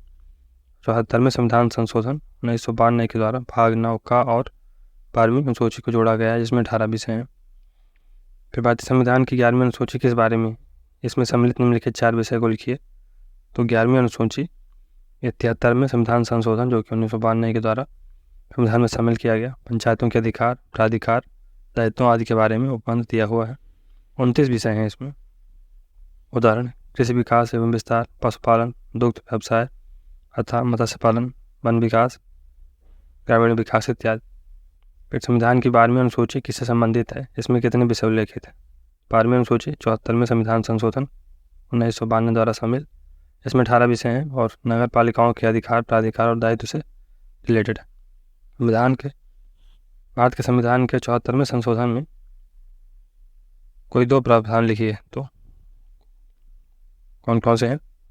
74वां संविधान संशोधन 1992 संविधान में एक नया भाग 9A को इंक्लूड करता है और 12वीं अनुसूची को जोड़ा गया है भारत के संविधान 74वें संविधान संशोधन के द्वारा। विकेंद्रीकरण से क्या तात्पर्य है? तो विकेंद्रीकरण से तात्पर्य सत्ता अथवा शक्ति के समान वितरण से होता है। इस व्यवस्था में सत्ता का वितरण केवल एक स्थान पर केंद्रीकृत न होकर अनेक स्थानीय स्तर पर विभाजित कर दिया जाता है, जिससे सत्ता में सबकी भागीदारी समान रहे। सहायता समूह के 5 सूत्र: साप्ताहिक बैठक, साप्ताहिक बचत, नियमित आपसी ऋण प्रदान करना, समूह की खाता बही नियमित रूप से लिखना और नियमित ऋण वापसी। राष्ट्रीय अनुसूचित जाति आयोग संवैधानिक आयोग यानी कॉन्स्टिट्यूशनल बॉडी है।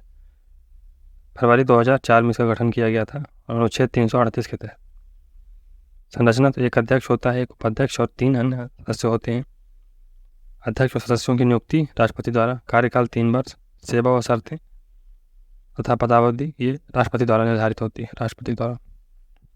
मुख्यालय कहाँ? नई दिल्ली। नोडल एजेंसी कौन सी है? सामाजिक न्याय और अधिकारिता मंत्रालय। और वर्तमान अध्यक्ष विजय सांपला है। गांधी जी की ओसनिक सर्कल अवधारणा को लिए क्या है कॉन्सेप्ट? तो गांधी जी द्वारा प्रतिपादित विकेंद्रीकरण संबंधी अवधारणा है, डिसेंट्रलाइजेशन से रिलेटेड ये कॉन्सेप्ट है। सत्ता का प्रवाह नीचे से ऊपर की ओर, यानी बॉटम अप अप्रोच है। वास्तविक सुशासन स्वराज की प्राप्ति में सहायक। ग्राम पंचायत के गठन पर बल। 74वां संविधान संशोधन तो 1992 में संशोधन होता है। नगरीय सुशासन से संबंधित है। 18 विषय इसमें है। भाग 9 का अनुच्छेद 43 से याच्छा और 12वीं अनुसूची को जोड़ा गया। फिर नेक्स्ट है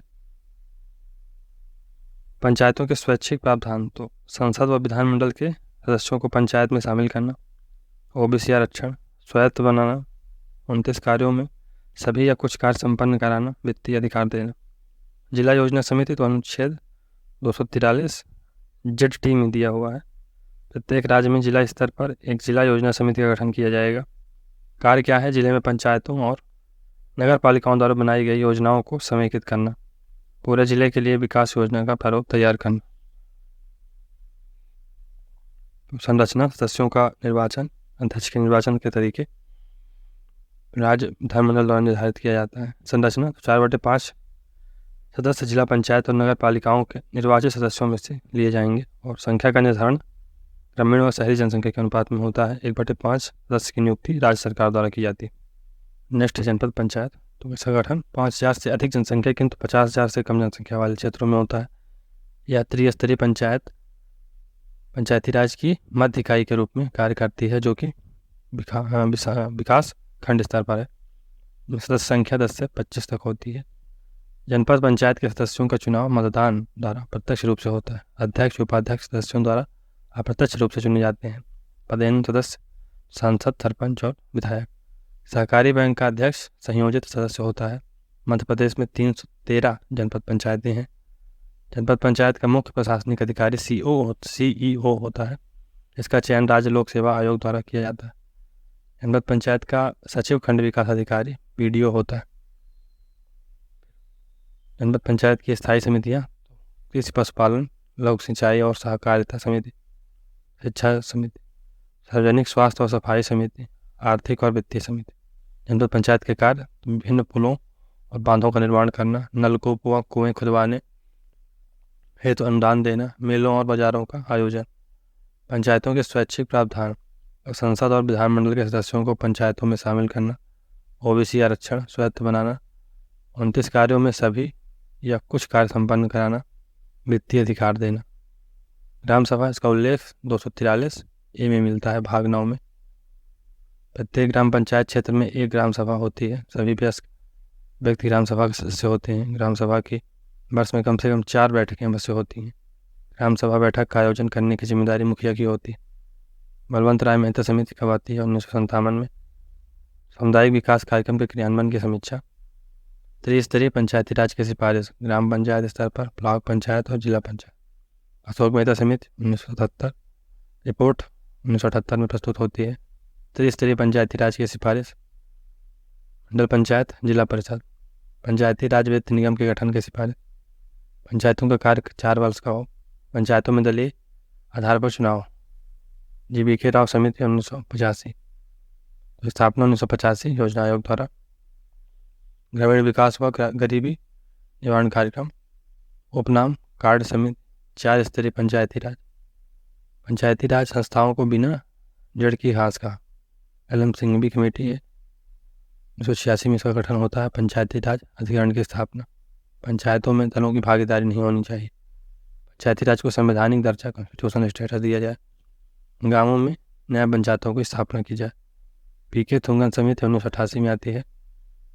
त्रिस्तरीय पंचायती राज को संवैधानिक आधार देने का इसका उद्देश्य था। प्रत्येक राज्य में एक वित्त आयोग स्थापित किया जाए। नियोजन व समन्वय समिति बनाई जाए। तो सहायता समूह, वे समूह जो अपनी सहायता के लिए स्वयं संगठित होते हैं। योजना को क्रियान्वित करने व उनका लाभ प्राप्त करने की भावना के साथ मिलकर कार्य करते हैं। उद्देश्य क्या है? रोजगार के अवसर प्रदान करना। विशेषता आर्थिक उन्नति और बहुमुखी विकास। राष्ट्रीय महिला आयोग ये संवैधानिक संस्था है, यानी स्टैट्यूटरी बॉडी है। इसका गठन 31 जनवरी 1992 को राष्ट्रीय महिला आयोग अधिनियम की धारा 3 के अंतर्गत किया गया। संबंधित मंत्रालय तो महिला बाल एवं विकास मंत्रालय। संरचना तो एक अध्यक्ष, 5 सदस्य। अध्यक्ष और सदस्यों की नियुक्ति केंद्र सरकार। कार्यकाल 3 वर्ष या 65 वर्ष। नेक्स्ट है ग्राम न्यायालय। तो उसकी स्थापना ग्राम न्यायालय अधिनियम 2008 के तहत होती है। उद्देश्य क्या है? ग्राम स्तर पर नागरिकों को उनके दरवाजे पर न्याय उपलब्ध कराने के लिए की गई है, जिससे कोई नागरिक न्याय प्राप्त करने से वंचित ना हो सके। मीडिया क्या है? मीडिया एक ऐसा माध्यम है जिसके द्वारा लोगों के बीच सूचनाओं का आदान प्रदान किया जाता है। मीडिया के प्रकार print media, newspaper, magazine, electronic media, television, radio. नवयुगीन मीडिया, सोशल मीडिया। वर्तमान में मीडिया के समक्ष कौन कौन सी समस्याएं हैं? तो मीडिया की प्रमुख समस्याएं निम्न है। पहला, पीठ पत्रकारिता यानी एलो जर्नलिज्म। छद्म मीडिया हाउस का अधिक संख्या में होना। मीडिया के बढ़ते खर्च। संत प्रेस और मीडिया जो सरकार के विरुद्ध आवाज़ उठाते हैं, उनकी आवाज़ को दबाया जाना। कुछ विशेष पत्रकारों की पोस्ट को फेसबुक इत्यादि से हटवाया जाना। For example Ravish Kumar. Social media, social networking site सूचना व संचार का सबसे सशक्त आधुनिक जरिया है। इसमें micro internet, forum, web blog, सामाजिक blog, micro blogging, wikis, social network आते हैं। उदाहरण फेसबुक, गूगल। सरकारी आयोग, इसका गठन 4 मार्च 1983 को हुआ था। संघ राज्य संबंध हेतु गठित। प्रमुख सिफारिशें तो अंतर्राष्ट्रीय परिषद का गठन, राज्यपाल की नियुक्ति, राष्ट्रपति शासन अंतिम विकल्प के रूप। समुदाय आधारित संगठन, कम्युनिटी बेस्ड ऑर्गेनाइजेशन, CBO। परिभाषा क्या है? यह गैर लाभ की दृष्टि से स्थानीय स्तर पर कार्य करने वाले वे समूह हैं जो स्थानीय निवासियों के जीवन में सुधार लाते हैं। उद्देश्य क्या है? समाज के सभी क्षेत्रों जैसे स्वास्थ्य, पर्यावरण, शिक्षा, तकनीक और सूचना तक सभी वर्गों की समानता के साथ पहुंच सुनिश्चित करना। कार्य क्षेत्र सामाजिक, शिक्षा, जागरूकता, स्वास्थ्य, आर्थिक, रोजगार मूलक गतिविधियाँ। गैर सरकारी संगठन यानी NGO, तो यह एक निजी संगठन होता है जो सरकार से स्वतंत्र होकर सामाजिक व आर्थिक विकास हेतु विभिन्न योजनाओं और कार्यक्रमों को संचालित करता है। उद्देश्य क्या है? सामाजिक आर्थिक रूप से पिछड़े लोगों का उत्थान करना। राज्य निर्वाचन आयोग ये एक संवैधानिक संस्था है, यानी यह एक कॉन्स्टिट्यूशनल बॉडी है। इसकी स्थापना 1 फरवरी 1994 को हुई थी और यह अनुच्छेद 243 के अंतर्गत आता है। फिर संरचना 1 सदस्यीय होती है, नियुक्ति राज्यपाल द्वारा। कार्यकाल 6 वर्ष या 65 वर्ष। सेवा शर्तों को निर्धारण राज्यपाल द्वारा।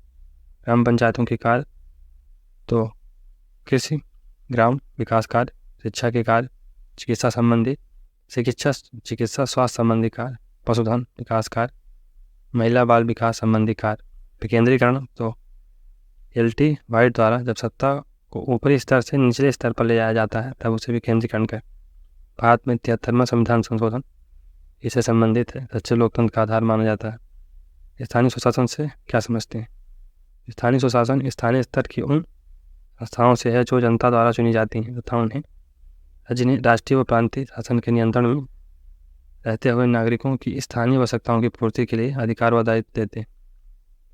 क्षेत्र में 73वां संविधान संशोधन 1992 और नगर में 74वां संविधान संशोधन 1992।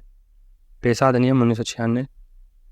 पेशा का फुल फॉर्म क्या है? पंचायती राज एक्सटेंशन शेड्यूल एक्ट। समिति तो पूरी समिति की सिफारिशों के आधार पर। राष्ट्रपति की सहमति 24 दिसंबर 1996 को दी गई थी। इस अधिनियम में निचले स्तर पर ग्राम सभा को सबसे मूल इकाई माना गया। उद्देश्य क्या है? भाग 9 पंचायतों जुड़े प्रावधानों को संशोधनों के साथ अनुसूचित क्षेत्रों में विस्तारित करना। जनजातीय जनसंख्या को स्वशासन प्रदान करना। जनजातीय समुदायों की परंपराओं व रिवाजों की सुरक्षा व संरक्षण। लागू तो 5वीं अनुसूची में उल्लेखित क्षेत्र जिनमें 5% से अधिक आबादी जनजातीय समुदाय की है वहाँ लागू होता है। विशेषताएं क्या है? यह उन राज्यों में लागू होता है जहाँ जनजातीय क्षेत्र हैं। इस अधिनियम के अनुसार प्रत्येक गाँव में ग्राम सभा होगी। अनुसूचित क्षेत्र में लघु जल स्रोतों के प्रबंधन की जिम्मेदारी पंचायत को दी जाएगी। वर्तमान में 10 राज्यों यानी आंध्र प्रदेश, तेलंगाना, झारखंड, गुजरात, हिमाचल प्रदेश, महाराष्ट्र, मध्य प्रदेश, छत्तीसगढ़, उड़ीसा और राजस्थान में यह अधिनियम लागू। कितने राज्यों में? 10 राज्यों में। ग्राम सचिवालय, इसकी स्थापना 2004 में होती है। पंचायतों को और अधिक सघन बनाने हेतु प्रदेश में 3 स्तरीय सचिवालय का गठन हुआ है। ग्रामीण स्तर, उपखंड और विकास खंड। उद्देश्य क्या है? ग्रामीण क्षेत्रों की समस्याओं का मौके पर त्वरित हल करना। महापौर तो नगरीय प्रशासन का औपचारिक प्रधान होता है। नगर निगम की कार्यपालिका शक्ति निहित होती है। निर्वाचन प्रत्यक्ष निर्वाचन होता है, डायरेक्ट इलेक्शन होता है। त्यागपत्र तो राज्य सरकार को लिखित त्यागपत्र देकर अपना पद त्याग सकता है। महापौर की शक्तियाँ 12वीं अनुसूची में वर्णित है। फिर 5वीं अनुसूची के क्षेत्र 10 क्षेत्र हैं। कौन कौन से? आंध्र प्रदेश, तेलंगाना, छत्तीसगढ़, झारखंड, हिमाचल प्रदेश, मध्य प्रदेश, गुजरात, महाराष्ट्र, उड़ीसा और राजस्थान। लोकतंत्र में जन भागीदारी का उद्देश्य क्या है? विकास के उन कार्यक्रमों के प्रशासन की प्रक्रिया में जनता की सीधी भागीदारी जिनका उद्देश्य समाज में सामाजिक आर्थिक परिवर्तन लाना। सामान्य प्रशासन में जन भागीदारी के उपाय: निर्वाचन, वापस बुलाने इंतकाल या सीधा जनतांत्रिक उपाय है। दबाव समूहों के रूप में भारतीय प्रतिस्पर्धा आयोग, Indian competition commission of India, भारतीय प्रतिस्पर्धा को रोकने व प्रतिस्पर्धा विरोधी व्यवहारों पर अंकुश लगाने के लिए प्रतिस्पर्धा अधिनियम 2002 लाया गया, जिसका गठन 24 अक्टूबर 2003 को हुआ। यह अधिनियम अनुचित व्यवहार पर रोक लगाकर प्रतिस्पर्धा सुनिश्चित करने का प्रयास करता है।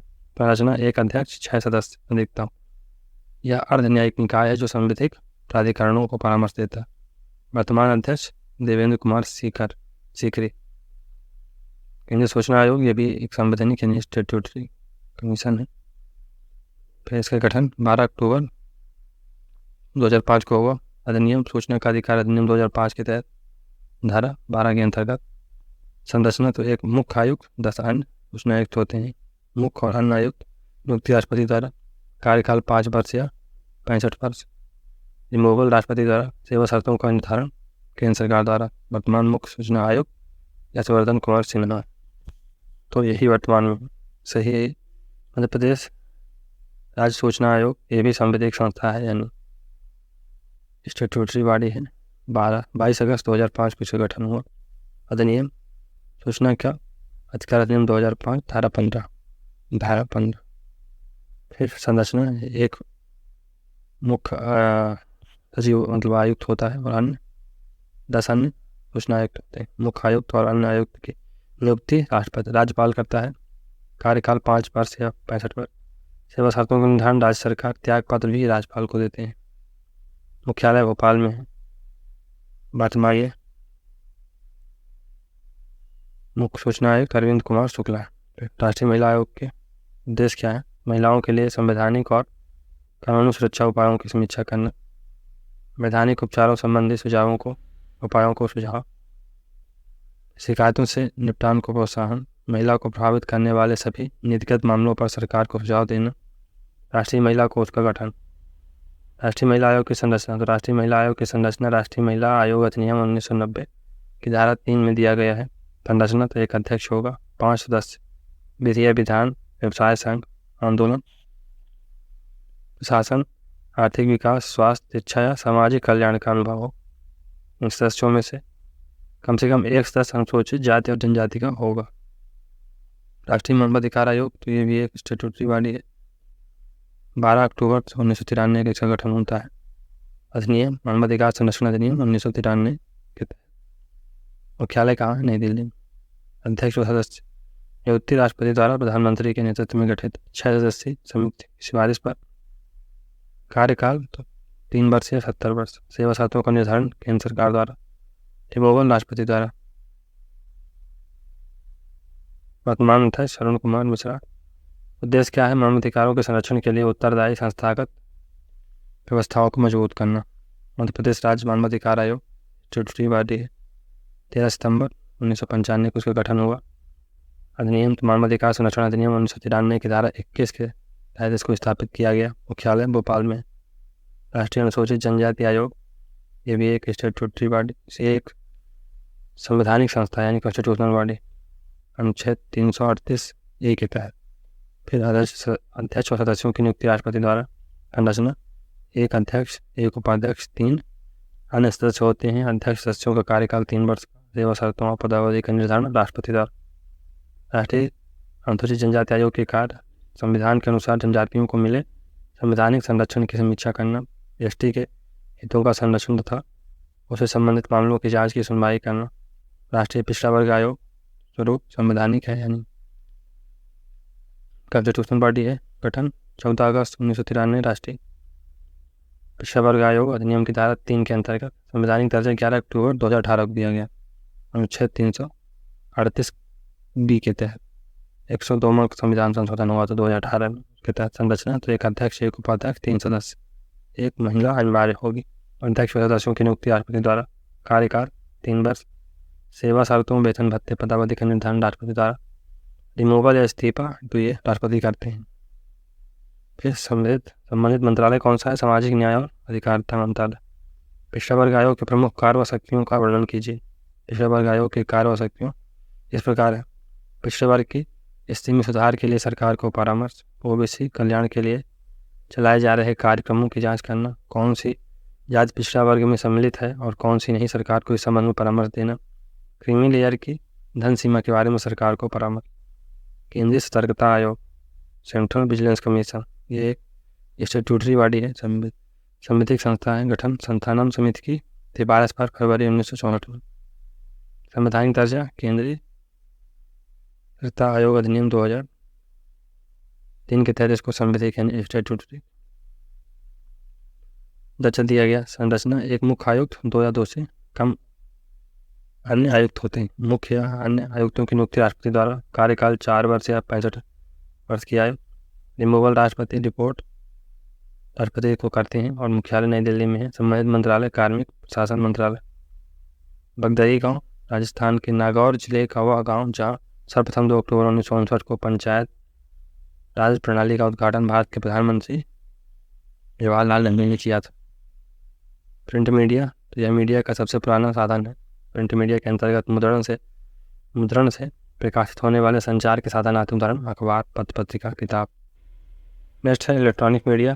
तो इलेक्ट्रॉनिक साधनों के माध्यम से जो संचार होता है वह इलेक्ट्रॉनिक मीडिया है, उदाहरण radio, television, cinema, internet. Media लोकतंत्र का चौथा स्तंभ क्यों है? तो विधान पालिका, कार्यपालिका, न्यायपालिका के साथ मीडिया को लोकतंत्र का चौथा स्तंभ माना जाता है। भारतीय लोकतंत्र में मीडिया लोकतंत्र प्रहरियों में मुख्य है। इसका उल्लेख अनुच्छेद 19 का में दिया हुआ। मीडिया क्या क्या परिवर्तन कर सकता है? ज्ञानवान समाज बनाना, राजनीतिक विचारों में परिवर्तन जैसे अरब स्प्रिंग, व्यवहार का परिवर्तन, टीवी द्वारा सलाह, भावनात्मक परिवर्तन, फैशन, प्रमोशन, दृष्टिकोण में परिवर्तन। तो सहायता समूह के उद्देश्य: निर्धनों का जीवन स्तर उच्च बनाना, उनको छोटी बचतों से लाभ कमाने हेतु प्रेरित करना, महिलाओं को वित्त प्रबंधन व सामूहिक निर्णयों में भागीदार बनाना, महिलाओं को सक्रिय भागीदारी से महिला सशक्तिकरण को बढ़ावा देना, स्वरोजगार को बढ़ाकर समावेशी एवं सतत विकास करना, समुदाय आधारित संगठन के समक्ष चुनौतियाँ, कम्युनिटी बेस्ड ऑर्गेनाइजेशन की समस्या क्या क्या चुनौतियाँ हैं? तो वित्तीय और मानव संसाधन का अभाव, प्रशासनिक असहयोग, राजनीतिक हस्तक्षेप, ग्रामीण लोगों का अशिक्षित होना। मीडिया के कार्य: तो मनोरंजन प्रदान करना, शिक्षा देना और सूचना देना। मीडिया की भूमिका: यथार्थ सूचना प्रदाता एजेंसी, सकारात्मक मार्गदर्शक की भूमिका, नेतृत्वकर्ता की भूमिका, प्रेरक की भूमिका, प्रहरी की भूमिका, सूचक की भूमिका, सामाजिक समरसता का निर्माता एवं पोषक, राष्ट्रभक्त के रूप में, समाज सेवा के रूप में। समुदाय आधारित संगठन व गैर सरकारी संगठन में क्या अंतर? तो कम्युनिटी बेस्ड ऑर्गेनाइजेशन और एनजीओ में क्या अंतर? तो यह मानदेय या पारिश्रमिक की आशा नहीं करते, यह मानदेय या पारिश्रमिक के पर कार्य करते हैं। यह इच्छानुरूप कार्यों का चुनाव करता है, किंतु कार्य का प्रारंभ, अवधि व समापन के संबंध में स्वनियंत्रण होता है। यह भी इच्छानुसार कार्यों का चुनाव करते हैं, किंतु कार्य का प्रबंधन, अवधि व समापन संबंधी निर्णय वित्त प्रदाता संस्था का होता है। इसका निश्चित संविधान, पंजीयन, कार्य पद्धति व पदाधिकारी की अनिवार्यता नहीं होती है। इसका निश्चित संविधान, पंजीयन, कार्य पद्धति व पदाधिकारी होते हैं। इसका नियमित कार्यालय व कार्यवाही विधि नहीं होती है। इसका नियमित कार्यालय व कार्यवाही विधि होती है। दस्तावेजों का लेखा जोखा, रखने की अनिवार्यता नहीं रहती। दस्तावेजों का लेखा जोखा रखने की अनिवार्यता होती। उपभोक्ता फोरम, तो इसे उपभोक्ता संरक्षण के क्षेत्र में मैग्ना कार्टा कहा जाता है, जो कि अनुचित व्यापार पद्धतियों, वस्तु में दोष तथा सेवा में कमी को रोकने से संबंधित है। इस अधिनियम द्वारा पूरे भारत में उपभोक्ता मंच, कंज्यूमर फोरम, अपीली न्यायालयों की स्थापना की गई है। इसने उपभोक्ताओं को व्यापक रूप से सशक्त बनाया।